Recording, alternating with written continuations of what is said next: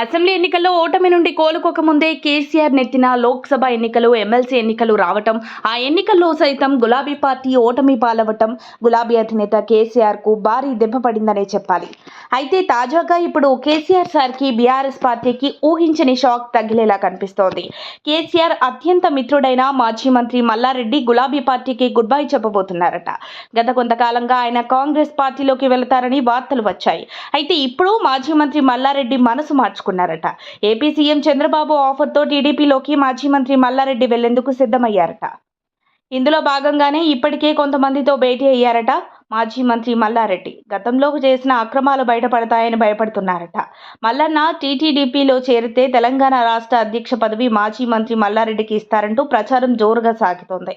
2014 వరకు మల్లారెడ్డి టీడీపీలో ఉన్న విషయం తెలిసిందే. టీడీపీలో ఎంపీగాను పనిచేశారు. ఆ తర్వాత ప్రత్యేక తెలంగాణ రాష్ట్రం ఏర్పాటుతో బీఆర్ఎస్లో చేరి మంత్రిగా పనిచేశారు. మల్లారెడ్డి సంస్థల చైర్మన్గా ఆయన కొనసాగుతున్నారు. ఏపీలో తెలుగుదేశం పార్టీ అధికారంలోకి రావడంతో తెలంగాణలో టీడీపీ పార్టీకి నూతన జోష్ వస్తుందని మల్లారెడ్డి భావిస్తున్నట్లు తెలుస్తోంది. తనపై కాంగ్రెస్ ప్రభుత్వం నుంచి దాడులు తగ్గాలంటే అధికారంలో ఉన్న పార్టీలో చేరతానని తన అనుచరులతో మల్లారెడ్డి చెబుతున్నట్లు తెలుస్తోంది.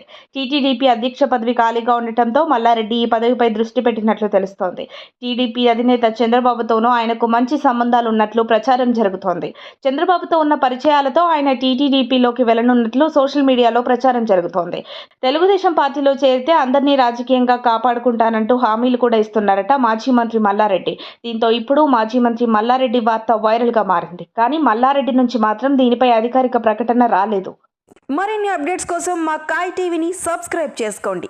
మా వీడియో కనుక మీకు నచ్చినట్లయితే లైక్ చేయండి, షేర్ చేయండి. మీ విలువైన అభిప్రాయాలను కామెంట్ బాక్స్లో తెలియజేయండి.